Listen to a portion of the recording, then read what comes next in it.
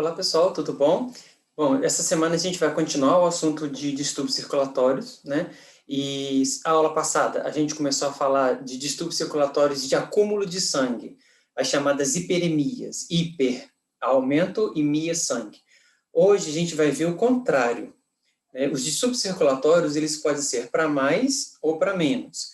Como a semana passada a gente viu para mais, essa semana a gente vai ver para menos, quando há diminuição desse fluxo sanguíneo, gerando, então, né, algumas consequências danosas para o tecido, tanto o acúmulo do sangue como a falta desse sangue, ele é prejudicial.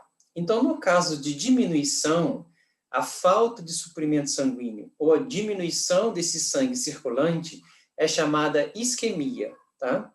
Então, se o aumento é hiperemia, a falta é chamada isquemia.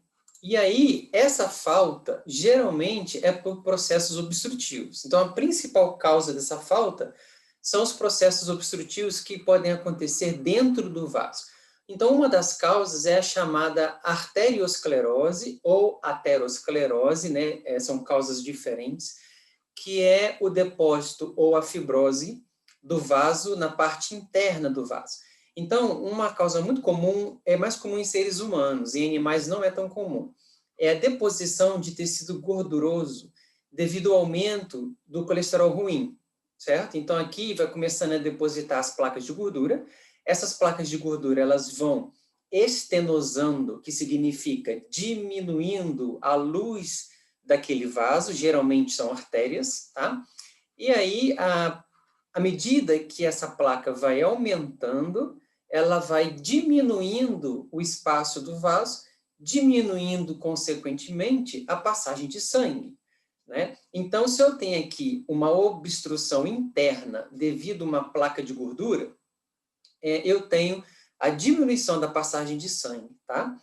Entretanto, essa placa de gordura pode ser tecido fibroso também, que é a chamada arteriosclerose, ok?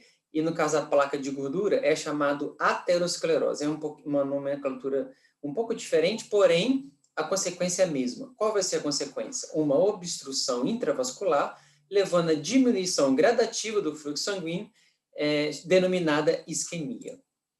Então, aqui é muito comum, se for um vaso do coração, né, é muito comum dar problema. Se for um vaso do intestino, do rim, vai dar problema do mesmo jeito. Agora, se for do coração, aí já é mais grave, porque você imagina essa obstrução acontecendo numa artéria chamada coronária, que é quem supre a musculatura cardíaca, vai ter isquemia do coração, levando, então, à morte dessa célula. Então, qual é o problema da isquemia? O problema da isquemia é que diminui o fluxo sanguíneo para aquela área. Então, se for rim, se for intestino, vai diminuir, o tecido pode morrer, porém, o animal não morre na hora. Agora, se for um coração, sim, porque ele não pode parar, né? Então, o problema é esse. Quando a isquemia for em órgão vital, tá? Então, pulmão, coração, cérebro, aí o animal ele tem risco, né, de morrer com mais facilidade. Outra causa de obstrução, que não é placa de gordura, não é fibrose da artéria, são as obstruções parasitárias. No caso aqui, eu tenho o principal parasita que faz essa obstrução, que é o parasita do coração, chamada de Dirofilaria. Então, a Dirofilaria é um vermezinho que parece um miojo, né, como vocês estão vendo na foto aqui, e ele fica do lado direito do coração, certo? O lado direito do coração é o lado que manda sangue para o pulmão. Então, do lado direito, eu tenho saindo do lado direito a artéria pulmonar. Não sei se vocês lembram da anatomia, né? Essa artéria pulmonar vai levar sangue para o pulmão para oxigenar. Então, uma obstrução verminótica do lado direito vai levar ao que a gente chama de isquemia pulmonar. O que vai acontecer? Essa obstrução vai atrapalhar a passagem de sangue para o pulmão, levando uma diminuição do fluxo sanguíneo e, com isso, uma isquemia daquele órgão, que no caso aqui é o pulmão, certo? Aqui nós temos outro tipo de verme, chamado de estrôngilos vulgares, que nos cavalos, nos equinos, vão obstruir as artérias. Então, a gente tem uma fase, né? Não sei se vocês lembram lá da parasitologia, nós temos uma fase do ciclo verminótico, que essas larvas, elas passam pelos vasos sanguíneos, pelas artérias mesentéricas. Então, aqui é uma artéria aorta, aqui é um ramo da artéria aorta, que é a artéria mesentérica, e esses vermes vão ficar aqui obstruindo a passagem. E aí, a artéria mesentérica, né, relembrando da anatomia, é a artéria que nutre o intestino com o sangue, né? Então, se você tem uma obstrução verminódica da artéria mesentérica, o intestino vai sofrer com falta de circulação sanguínea, a chamada isquemia intestinal. No caso aqui, é menos perigoso, porém, vai gerar cólica no animal, né? E a cólica pode matar, sim. Mas se for no coração, se for no cérebro, essa evolução é mais rápida, né? Porém, as cólicas, elas são agudas, elas são rápidas. E aí o animal vai ter uma diminuição do fluxo sanguíneo e é bem complicado resolver isso, porque, na verdade, eu tenho que tirar o processo obstrutivo, que é o verme que está dentro da artéria, né? Que normalmente não tem como tirar. E aí isso é muito complicado. Então, as causas obstrutivas, seja por placa de gordura, seja por placa de fibrose, ou seja por vermes, né? Eles vão levar a um processo isquêmico. Aqui são as causas menos comuns, como o frio, né? Animais que andam na neve, animais que andam no chão frio, vão ter vasoconstrição do vaso e vai diminuir a circulação sanguínea naquele local. Tanto é que, não sei se vocês já viram essas notícias, mas pessoas que vão andar na neve e não compram uma bota especial para andar na neve, elas podem ter isquemia do pé, né? Falta de suprimento sanguíneo por causa da vasoconstrição que o frio causa, certo? A insuficiência cardíaca, lógico, né, gente? Se o coração é uma bomba que bombeia o sangue para todo o corpo, se o coração tiver insuficiente, vai faltar sangue. A gente chama de insuficiência quando o coração está com problema, não importa o problema, que vai levar a uma insuficiência do órgão. Se ele está insuficiente e a função dele é levar sangue para os tecidos, então não vai haver esse suprimento sanguíneo e a gente vai ter, então, uma deficiência circulatória generalizada por causa desse problema cardíaco, né? Esse aqui é óbvio, rompimento dos vasos. Se você tiver o rompimento dos vasos, a gente aprendeu na aula passada sobre hemorragia, né? Eu vou ter um rompimento do vaso, que é dierese. Com esse rompimento do vaso, eu vou ter extravasamento de sangue. E esse sangue extravasado, chamado hemorragia, se ele está saindo do vaso, ele não vai chegar onde deveria chegar, causando, então, um processo isquêmico desse vaso, né, que nutre o tecido, podendo acontecer em qualquer tecido, em qualquer vaso. E o processo de desnutrição, porque quando o animal está desnutrido, ele diminui a quantidade de sangue produzido.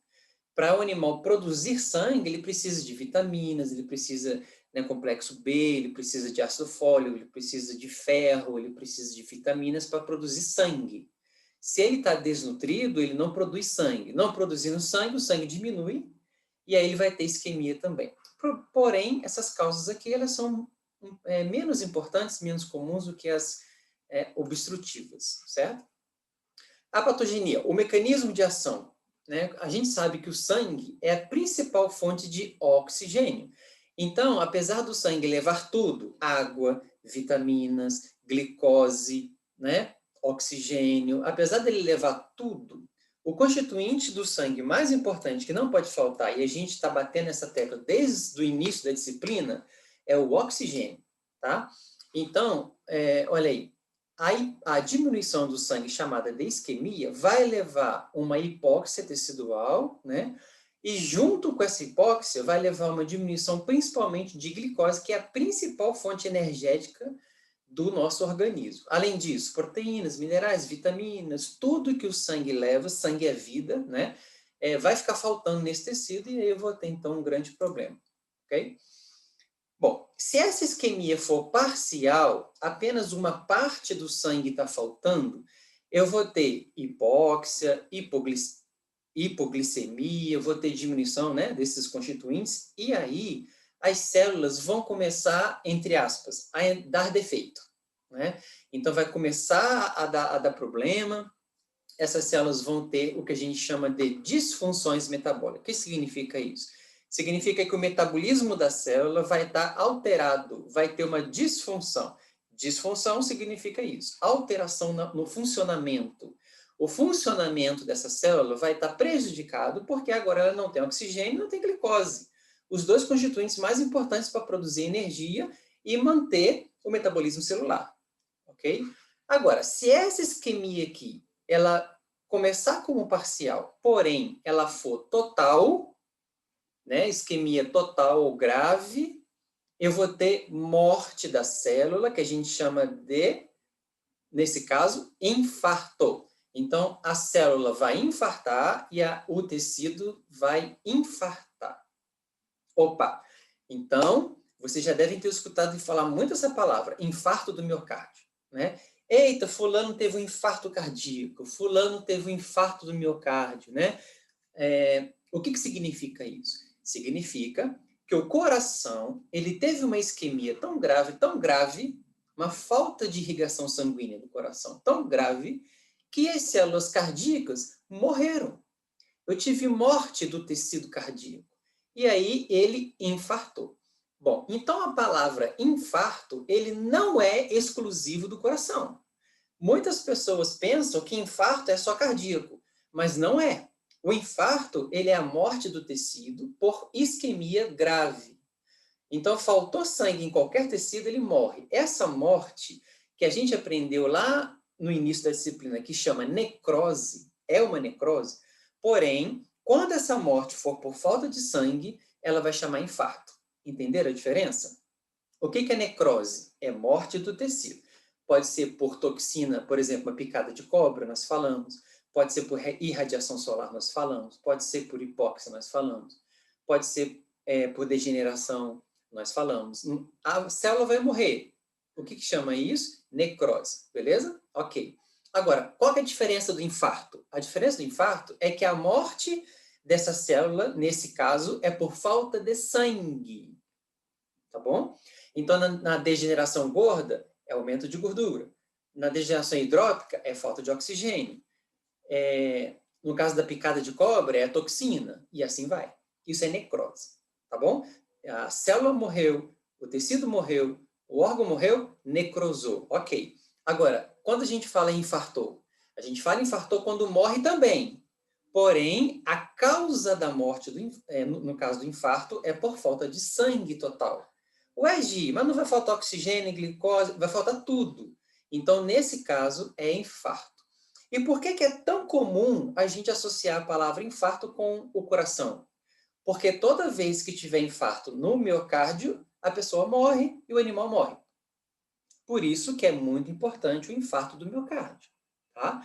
Porém, eu posso ter infarto renal, eu posso ter infarto intestinal, eu posso ter infarto hepático, esplênico, pulmonar, não tem problema, não tem problema, né?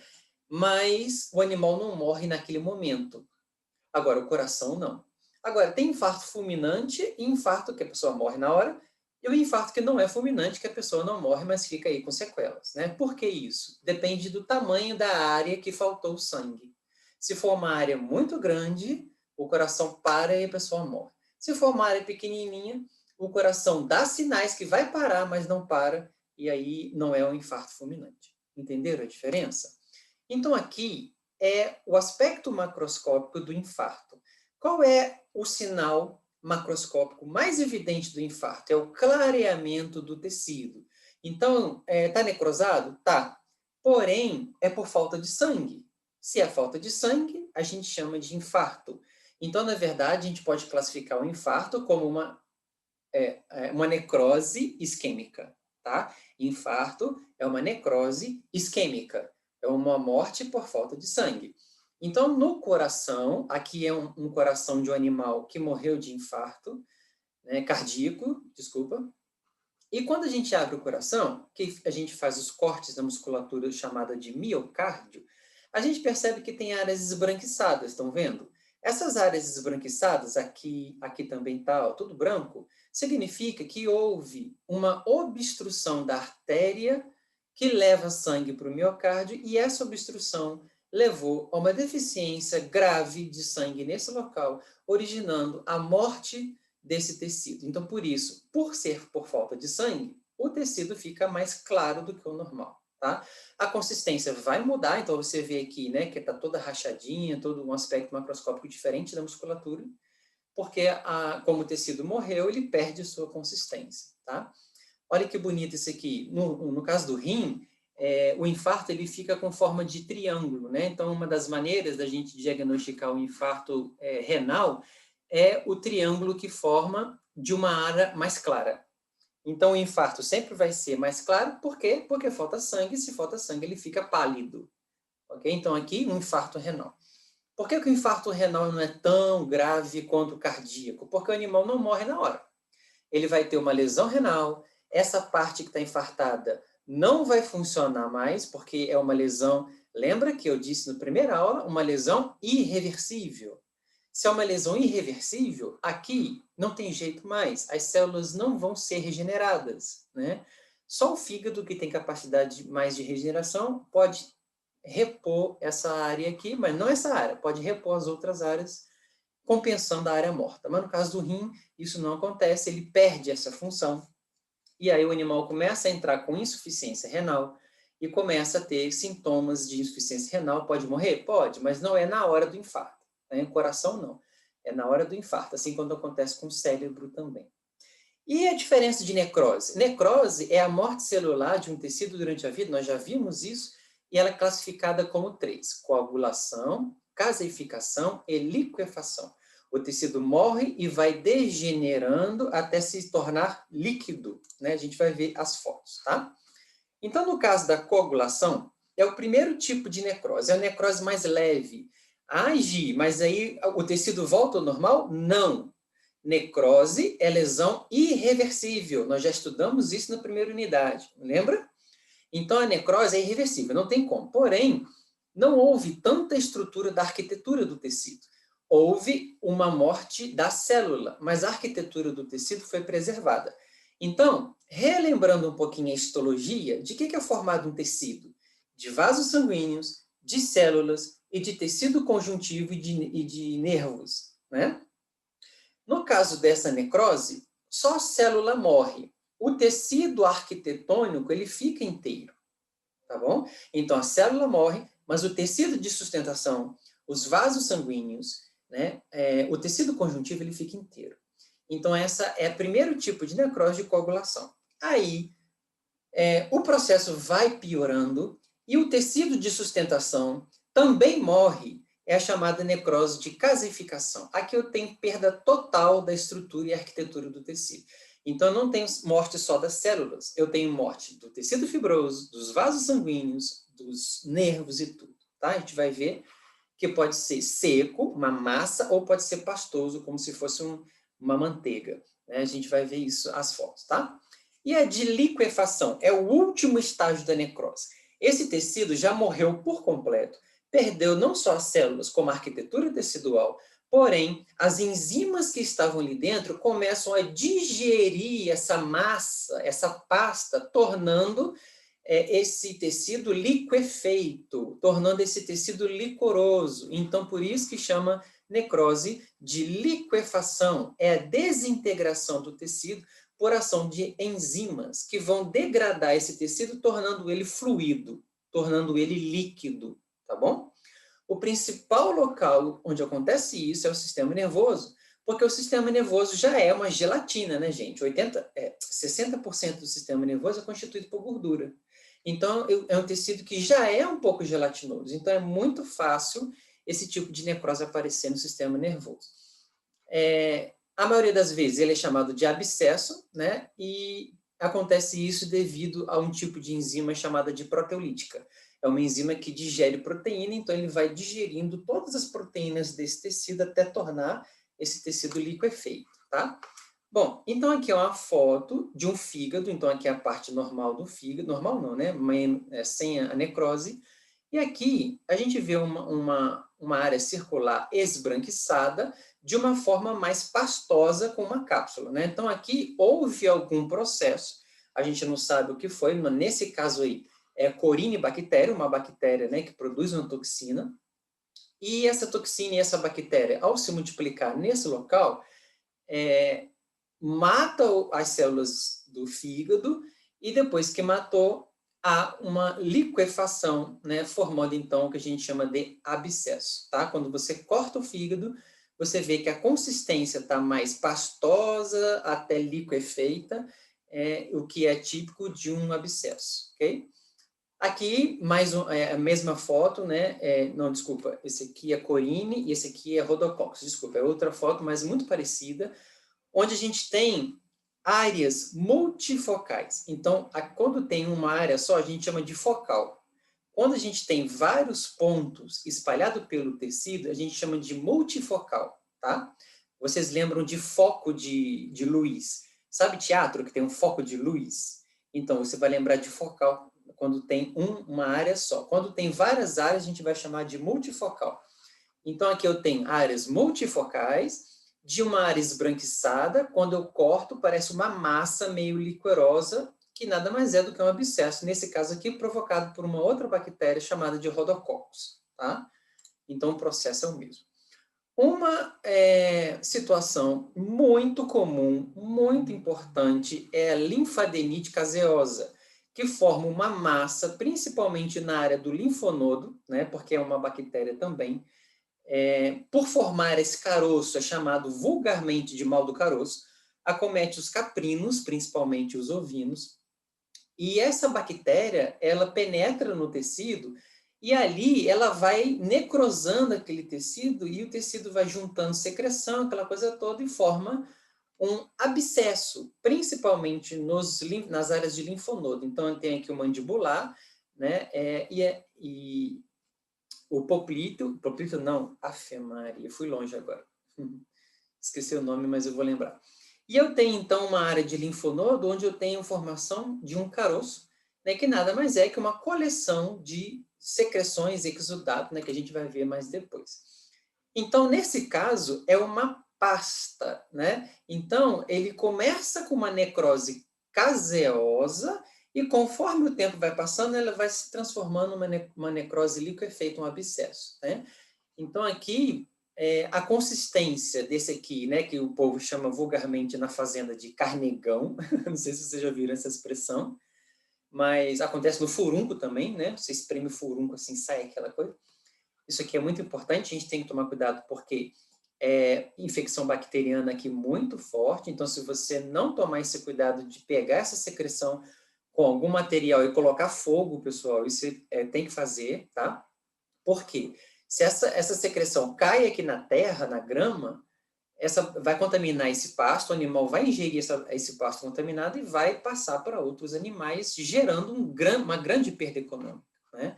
Então, aqui, o preparo para a cirurgia, na verdade, faz a tricotomia, faz a asepsia e corta esse caroço e tira a secreção de lá de dentro, tá certo? Outra causa muito comum de abscesso é no dente, porque o dente ele tem muitas bactérias. Essa bactéria pode penetrar, formando um abscesso, né, dentário, que é uma das regiões mais comuns de a gente ter abscesso. Sempre vai ter aumento de volume, e quando você corta, vai ter uma secreção lá dentro, né? Aqui, um outro tipo de necrose, que não forma nódulo, não forma um caroço, mas sim eu tenho dificuldade, né, principalmente na periferia, onde eu tenho a circulação sanguínea mais deficiente, ponta de orelha, ponta de língua, ponta de rabo. Essas áreas têm a circulação mais deficiente. E aí, quando encontra, né, uma toxina, que no caso aqui é a ureia desse animal estava muito alta, e aí houve uma necrose, principalmente da periferia dos tecidos, no caso aqui da ponta da orelha. Por quê? Essa toxina ela vai ser mais danosa nas periferias, já que a circulação sanguínea ali é diminuída, ok? Então, aqui eu tenho uma necrose, onde eu vou ter diminuição, vou ter a alteração da cor, né? Então, ele deixa de ficar vermelho porque o tecido ele morreu, então vai ter uma cor diferenciada, podendo ser negro ou esverdeado, e diminuição da consistência, alteração da consistência, diminuição da temperatura local, certo? Então, vou passar aqui rapidinho. O aspecto macroscópico da necrose, geralmente, o tecido fica com a coloração alterada, e a mais comum é a negra.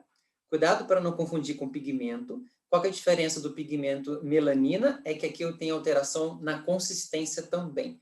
Então, aqui, essa área necrosada do estômago. Isso aqui foi um cavalo que nós atendemos com cólica lá em Aracaju.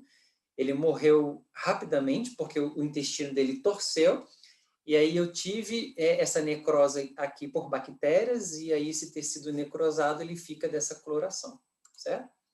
Aqui em seres humanos, a mesma coisa, né? Necrose dos dedos, fica com a coloração bem enegrecida, porque o tecido morre, não tem vascularização sanguínea, não tem vida, então ele fica negro. E microscopicamente? Microscopicamente, eu vou ver a alteração no núcleo dessa célula, tá?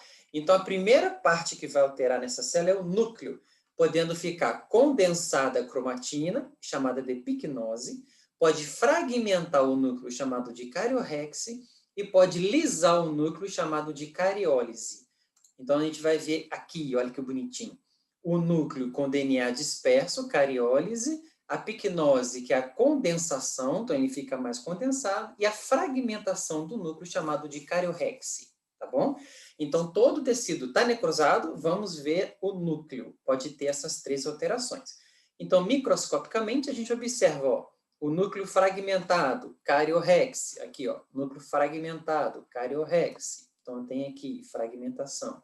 O núcleo condensado, picnose, e fragmentado, cariólise, olha aqui, o núcleo, o DNA, né, todo,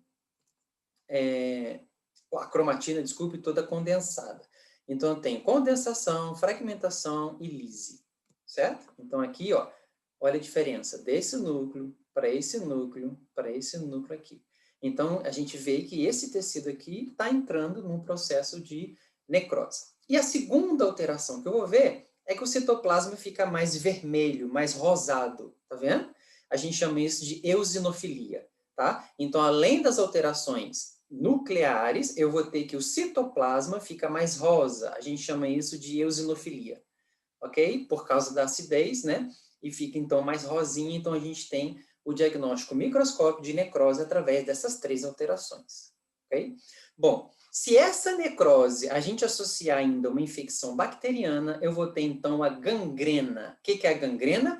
É a necrose quando tem invasão de bactérias que a gente chama de saprófitas. Bactérias oportunistas, que estão ali no meio, que estão no tecido, que aproveitam aquela situação e causam um processo infeccioso num tecido necrosado. E aí o cheiro é insuportável, principalmente quando ela for em órgãos internos, que tem muita umidade, ok?